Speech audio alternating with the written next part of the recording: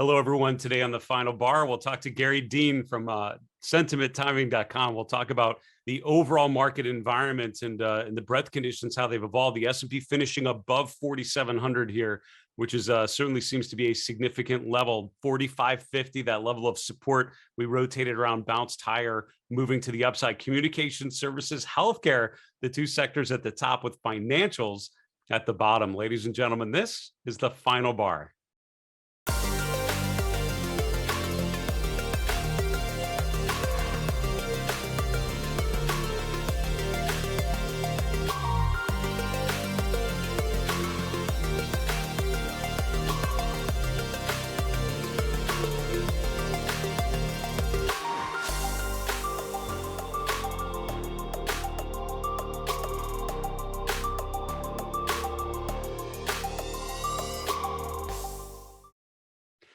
Hey, everyone. Welcome to today's edition of the Final Bar. I'm your host, Dave Keller. I'm the Chief Market Strategist here at StockCharts.com in a sunny Redmond, Washington. Thanks for joining us every weekday after the close as we focus on the market environment using charts, using the language of technical analysis to better understand market dynamics, investor behavior, focusing on price, trend, momentum, anything else we can to get a read on the overall market environment. And, we talked about this bounce off of 4,550, a little below there. The S&P got down to around 4,500, but moving back higher to get just over 4,700 here going into the close today.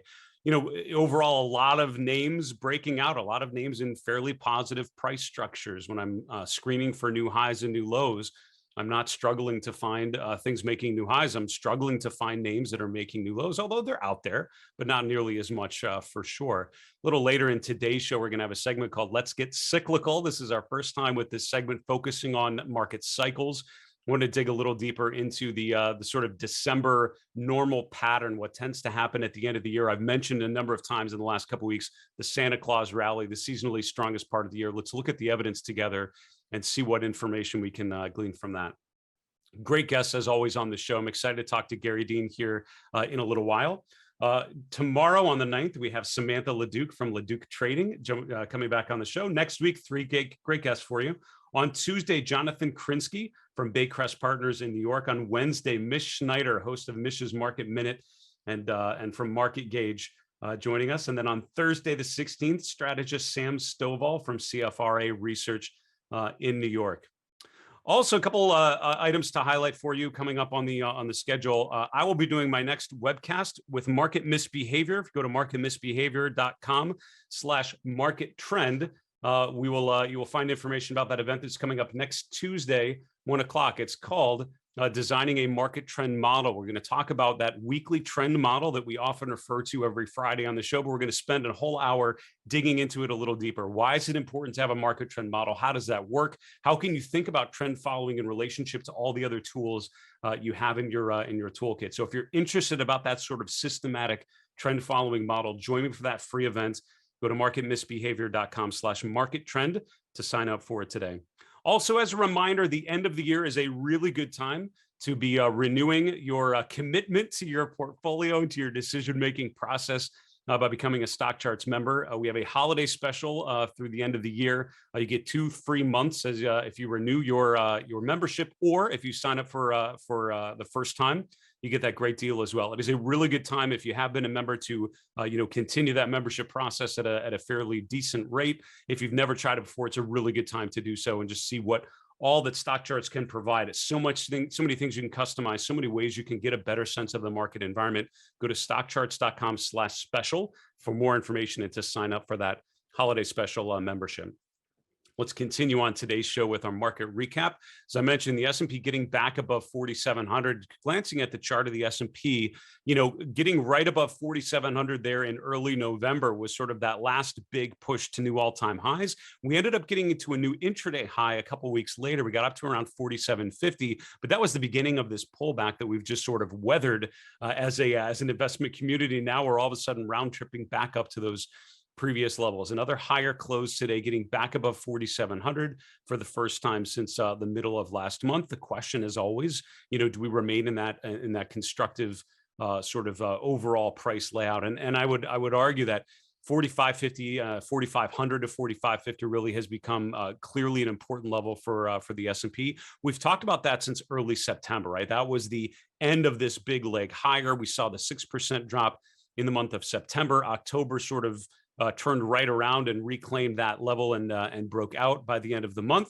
From there, we then retested the level from above. And I will tell you, as a technical analyst, I've seen that type of pattern many times, where you have a resistance level, you finally break out, you retest it from above, and then you continue onward and ever upward. As I've said many times on the show this year, is it more of the same there? Well, it could be. And I would say that, looking at some of those previous levels, we're sort of in that range of the previous highs. We're within the range of the highest trading day there, fourth week in November. So 4750 is certainly the level to watch, which was the all-time high so far. Can we continue to push higher there? Some of the breadth indicators certainly could be helpful for that. And again, I'm excited to talk to Gary Dean here in a few moments. We'll see what he has to say about the breadth conditions and how they've evolved.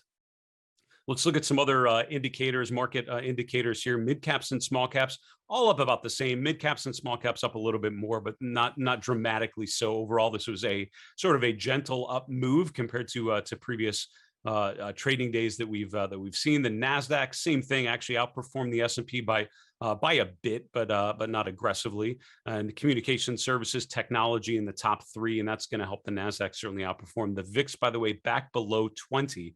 And we talked about the spike in the VIX getting up into the low 30s and how different that was from previous pullbacks. But the VIX has come right back down, now back below 20. And if you look back over the last 8 months or so, that break back below 20 has really been the all clear signal for volatility, has led to a period of a little lesser volatility and the S&P moving higher. So far that playbook is continuing. If you ignore September, October, that's what the rest of the year has looked like. Interest rates pushing higher, although they came off in the afternoon, but overall, the 10-year yield back above 150, and that 150 to 175 range we've talked about many, many times on the show over the course of the much of the year. To be honest, it was in the spring when it first got above 150 and reached up to that high of 175. From there, came off of there, and recently getting down into the 130s was certainly a significant change, and that was certainly a headwind to technology and the growth trade.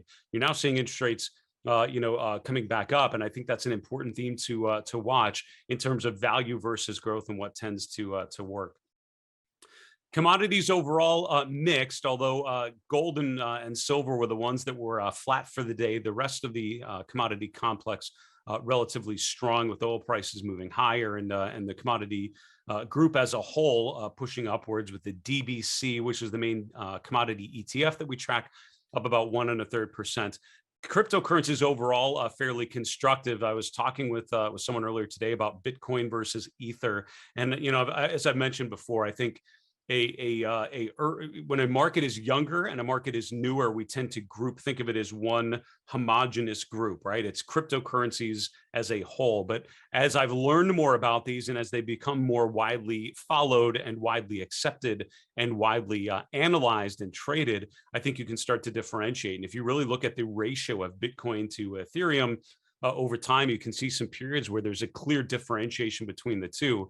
The chart of Ether between the two, certainly more constructive. Ether is actually retesting those previous highs, arguably breaking out of the high from earlier this year and remaining above 4,000, compared to Bitcoin, which is sort of floundering here in recent weeks and has come down fairly aggressively. So it's a very good time, I think, to think about those coins not as one thing. It's not how you're allocated to cryptos as a whole, but it's thinking about some of the individual coins. And again, we're listing the most popular ones, the most liquid ones there, but certainly pay attention to the differences there. From a sector basis, this was growth over value, broadly speaking, but that's a bit of a generalization. Communication services and healthcare right at the top, up about 0.75%. Technology up about 0.5%, and from there it tapered off into the rest of the sectors.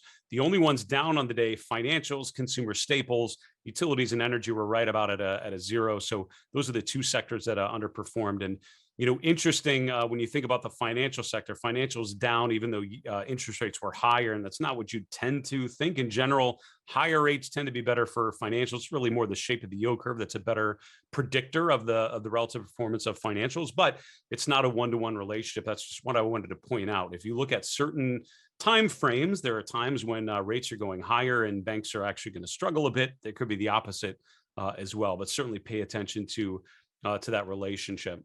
I just want to finish off looking at a chart or two, if we could, looking at some of the breadth readings in particular, and we're looking at the percent of stocks above their moving averages. I come back to my conversation with Mark Chaikin last week. We had him on the show. We're talking about the percent of stocks above their 50-day moving average bouncing off of 30%, and his comment to me was, this seems like a very buyable pullback. This is when it's been a really good time to buy stocks.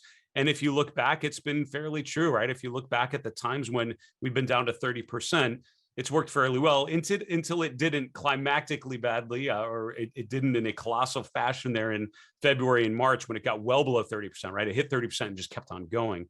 These times when it's bounced off of 30%, it's been a fairly viable dip. And so far, the market is playing out that way. I wanted to highlight this just to point out that we're back above the 50% level. And in general, again, I have a lot of different things I'm looking at, but I'm thinking of this indicator in particular. Above 50% is constructive. Below 50% is a little more negative. And that's just generally speaking, what percent of the S&P members are in an uptrend or a downtrend relative to their 50-day moving average. It's back above 50%. And as long as it remains there, things aren't getting too bad. That level getting back below 50% would be one of the indications that there's a cause for potential concern. We need to take a quick commercial break. We'll be back with Gary Dean from sentimenttiming.com. We'll see you in a minute.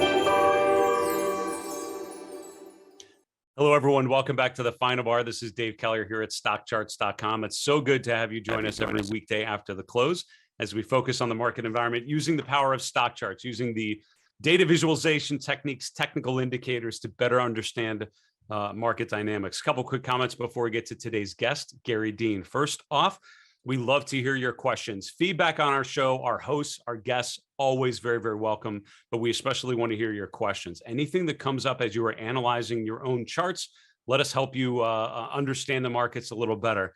Our email is the best way to get a hold of us, thefinalbar@stockcharts.com. We're on Twitter @FinalBarSCTV. We're on YouTube. Just put a comment below the video you're watching on our YouTube channel called Stock Charts. We'll gather all those questions. Hope to answer one of yours live on the air on Friday's show of this week.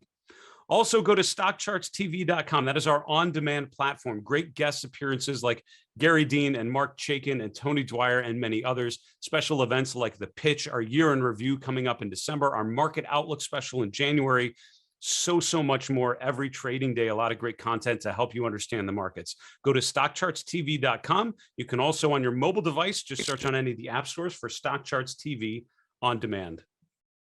I want to welcome on today's guest, Gary Dean. Gary's coming to us from Sentiment Timing. Does a great job of understanding or helping us understand the investor psychology using some of their proprietary sentiment indicators and also some breadth indicators that we know as well. Gary, welcome back to the show.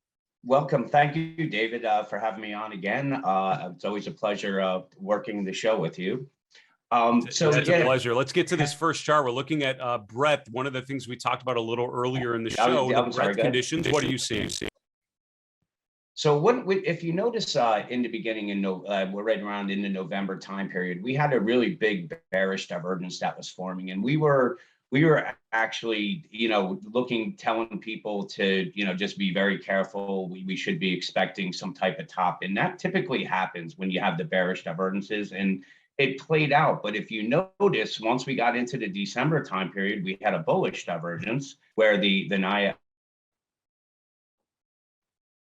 advanced decline was making a higher low. and we had the S&P that was making a lower low. And from there, that's where we basically, looked at our regular sentiment indicators and regular technical analysis. And we use a 60-minute chart, but it was, we basically told our people to, either put a very tight stop on if you're short, but, it's not a bad place to start looking on the long side, because the breadth was giving us a buy signal, as well as the regular technical analysis, which you can see on the other chart that I sent you over. Yeah, so this is this is our sentiment chart that's to the left. And if you notice, again, going into that November time period, we had a series of extreme bullish sentiment readings, and the bullish sentiment readings are a little bit different than the bearish ones. So we knew that we had the breadth that was giving us a sell signal. We had everybody that was really just looking long the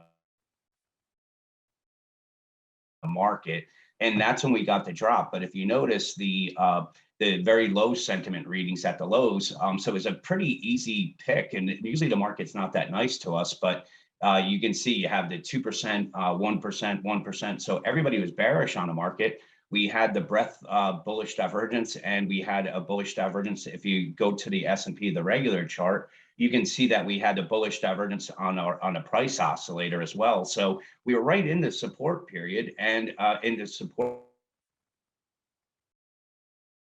zone, we had buy signals everywhere. Everybody was bearish on the market. It was fairly one of the easier calls to to be looking long or exiting any short positions. So from a technical view, the market's been actually very kind. It's not always like that. A lot of times you'll see bullish or bearish divergences get extended. So they've been pretty true so far. So that's right now we're kind of open-minded with whether we're going to make new highs. We just the way that we're looking at it is sentiment has gotten a little bit extreme again with the two big gap opens that we had. And right now we're not really seeing any true sell signals though from the market breadth or any divergences. So to me, expecting a little bit of a pullback, possibly down to the 46.25, test the moving averages and then head back up again for the Santa rally that I believe you were talking about. That would make the most sense. That's really what we're, our preferred pattern that we're looking at, and we'll probably trade that until it proves us wrong. And really the way to prove it wrong would be if we take out the 46.25 support and then use it as resistance. So right now things, they look pretty good, in pretty good shape for the bulls right now. So overall, pretty constructive. And I love that base case of potentially a pullback to 46.25 or so, and then maybe riding that next leg higher. Gary, listen, we have to move on. It's so awesome to have you on the show. Appreciate you sharing some charts with us, and give our best to Woody over there, Woody Dorsey, and be well, my friend. Thank you. You got it. That's Gary Dean from sentimenttiming.com. Gary does such a great job of trying to just lay out some simple ways of thinking about the market environment. When you look at that think about that chart, that last chart that he was mentioning, and he talked about sort of our preferred path, or what I always talk about, the base case, right? What's your general trajectory? What do you think is the most expected course? And then you see what happens from there. And then at least that gives you an idea of how to plan for it. And then, when things deviate from it, then you have a sense of what your emergency plan might be, right? You manage your risk. As Art Hill would say, you plan your trade and trade your plan. Great take from Gary Dean there. Let's continue on our next segment. Let's get cyclical. So we talk about market cycles occasionally, but this is really an attempt to dig a little bit deeper into the market environment and thinking about the cyclical patterns. A lot of times we talk about market cycles relative to seasonality, right? Relative to the seasonal tendencies and what tends to happen at certain times of the year versus others. But let's talk about the overall trajectory of this market. When we think about the Santa Claus rally, as Gary mentioned, we think about the seasonal strength in December. What does that actually mean? I'll show you a couple charts which I think tell this story. We're going to look at the S&P 500. We're looking at the SPY, right? So the S&P, the spiders, and we're going back about 7 years on a weekly basis. And the only reason I'm doing it this way is because you can see these thick lines. I'm not sure how well you can see it on the air, but we have a thick line every 12 vertical lines. That's the end of the year, the beginning of each new year. So you can see the month just preceding that is December. So if you look at where we're at right now, you look at these previous Decembers right before the thick line, that gives you the performance of the S&P in that 12th month of the year, right before January. If you look back over the last 7 years, you can see that December overall has tended to be incredibly positive. We forget about this year because we're just getting started. Last year, the market had moved very strongly through much of the midpoint of the year. We had that choppy point September, October, but then it made new highs again in November. And December was just a follow-through month, right? We continued to push upward right into the end of the year, really, and continued on into this year. 2019, one of the stronger Decembers that we've seen in recent years, right? Just continuing the uptrend that we had seen in October, November, and December. 2018 was a little bit different, right? So you actually had a V-shape to December. So while December was a down month because we started it back here at the end of November and we ended December a little bit lower overall, there's a V-shaped bottom, and the end of December was fairly strong, and it continued for the next 4 or 5 months pushing higher. I don't have to go through every year, but you can see 2017 pretty strong, 16 pretty strong. You have to go back to 2015 to find sort of a negative December, and that's actually, we bounced a bit. We continued to roll over, and January was actually pretty rough at the beginning of 2016. That was in the 2015-16 corrective period of about 8 or 9 months there. So just looking back at the last 7 years, you can see when we talk about the seasonally strongest part of the year, when we talk about the strength of December, the Santa Claus rally, you can see how often the market actually accelerates into the end of the year, even like it did in 2018, where we sold off earlier in the month. By the end of the month, we were sort of lights out, onward, moving higher into the new year. On StockCharts, you can actually dig a little bit deeper, and we have a whole set of seasonal charts which you can access. At the top of StockCharts, if you're bringing up your regular symbols, change where it says Sharp Chart and go down to seasonality. That's where you can type in a different symbol. So if I type in SPY, I'm actually looking for the last 20 years, and you have a slider down here so you can change how many years you're actually bringing in, so you can look at more or less. We let you bring in up to 20 years of data going back.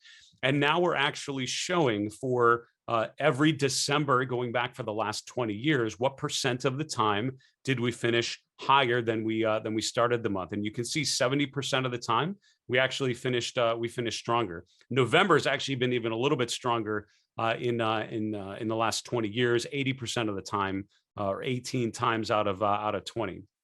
What we can also do, and again, this is where it gets interesting, you can start to refine it and say, all right, I just want to start the clock at 2019, which is sort of the beginning of this long cyclical uptrend that we've arguably been in since 2009. When you do that, you can again see how November and December tend to be very strong. Now, on each of those timeframes, you'll also notice that January actually tends to be a little bit weaker. And we've actually had this issue of weaker Januaries a lot of times. This is impacting what's called the January effect. Traditional analysis would tell you that however January does, the rest of the year usually follows suit. But you can see by the last 13 years that January has been about a wash, 50-50, half the time higher and half the time lower. And if you think about the years 2009 to 2021, we haven't had many down years during that period. So it's actually not been a great predictor. January in particular has not been a great predictor about the rest of the year. The January effect has not really played out. If you go deeper in market history, it's actually been incredibly, a fairly effective indicator of the overall trend. It's been less so recently, but you are definitely seeing that seasonal strength in November and December. So when we talk about the seasonal strength now, that's a play off of the opposite side of it, which is the seasonal weakness in the middle of the year. A lot of these charts, seasonal charts that I'm bringing up, you can see the middle of the year tends to sag a little bit. We call that the summer doldrums, the sell in May effect. So a lot of times you sell in May and go away. And then it's May through October, basically the weaker 6 months, November through April, the stronger 6 months. And that's because of the strength in November and December and the strength in the spring, really. March and April tend to be pretty effective, with April since 2009 being the strongest month of them all. So when we talk about the seasonal strength, we're talking about December overall traditionally finishing fairly strong, finishing stronger than we ended in November, and 77% of the time starting in 2009, December has been strong. But here's what I would finish up this segment, reminding you that it is these are tendencies, right? And I don't like to tell people, December tends to be a strong month, November tends to be a strong month, so obviously the market's going to go higher, right? These are seasonal tendencies. So if you're up 80% of the time, that means 20% of the time you've actually been down. There's no guarantee at any point that this particular year is going to follow that normal seasonal tendency. So similar to when we talk about interest rates, when we talk about inflation, when we talk about gold prices, a lot of times I tend to describe it not in terms of absolutes, like this will go higher if rates are lower, or gold will go down if stocks are stronger. But I tend to think of it more as tailwinds and headwinds, and I would encourage you to think of it that way. Right now, we're in a time of the year in December where there tends to be a tailwind for equity prices. Same thing with November. You tend to do pretty well because in general, we're in the seasonally strongest part of the year. In general, the market has done very well. There's no guarantee it's going to happen, but that's sort of the tendency. So in general, having a seasonal bias and expecting stocks to be higher, but actively looking for indications that it's not the case, being diligent and defining your risk, I think is really helpful. So how do we relate that to the current market, just to finish off this segment on seasonal cycles? What I would say is overall, December tends to be pretty strong. We are seeing that renewed strength really this week, as you've seen the pullback down to 4,500 rotate back to the upside, another bounce off of the 50-day moving average. So it reminds me of the way we've thought about the markets through much of 2021, which was basically assuming we're in an uptrend, assuming the trend overall is positive, but identifying at what point you would decide that the trend is no longer positive. What we've talked about recently is a test of that 45.50 level. We have now held that. We pulled back to it. We traded below it. We closed below it a couple of times, but never had successive closes below that level. We closed back above a number of times. We bounced off of 45.50 and bounced off of the 50-day moving average, which means if we would show any weakness, that's where I would expect some sort of support. But in general, path of least resistance based on the seasonal trends, certainly positive through year end. That is our segment, Let's Get Cyclical, focusing on the seasonal cycles, particularly the December effect or the Santa Claus rally. Let's wrap the show and go to the 3 and 3 charts in 3 minutes. Here we go. Chart number one is the FANG Plus Index, and I wanted to bring this chart up just to show you the 6 members of what I call the FanMag group: Facebook, Apple, Netflix, Microsoft, Amazon, and Alphabet or Google. If you look, only one of these is making a new all-time high this week, and it's Apple. I've mentioned recently the Ash trade. Apple, semiconductors, home builders, overall, that is playing out just fine so far. And it's interesting to me to see that Apple is the only one out of the 6 so far that has made a new all-time high during this up move. There are others that are very, very close, and Alphabet is probably the closest to regaining that. What's interesting, looking at a chart of Alphabet, it's right at that big round number of 3,000. So I think Apple has proven itself regaining all-time highs and moving higher. I think Alphabet might be next. 3,000, a big round number, tends to be fairly significant. It is served as a good level of resistance in November. That's the level I would be watching on Google.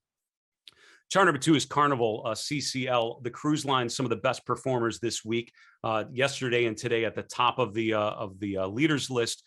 And what's interesting on the chart of Carnival is I'm interested not just for the bounce off of the lows, but how well it plays with some of the Fibonacci levels. If you look at Carnival Cruise Lines from March of last year to June of this year, and then the pullback, we got just below the 38.2% level. We actually hit right at the 50% retracement level and then bounced off of there. And we bounced off of that Fibonacci level a number of times. We then gapped below the 50%, which tells you or suggests that we go down to the 61.8% level, which it then completed. And from there, it's bounced higher. So oversold at a key Fibonacci level tends to be a pretty good idea that we might get a tradable bounce. The question is how we differentiate a tradable bounce from just a longer term, right? The beginning of something longer and more constructive. So what would it take to make this chart turn more long-term constructive? That's what I would be trying to answer if I'm you and I'm a long-term investor.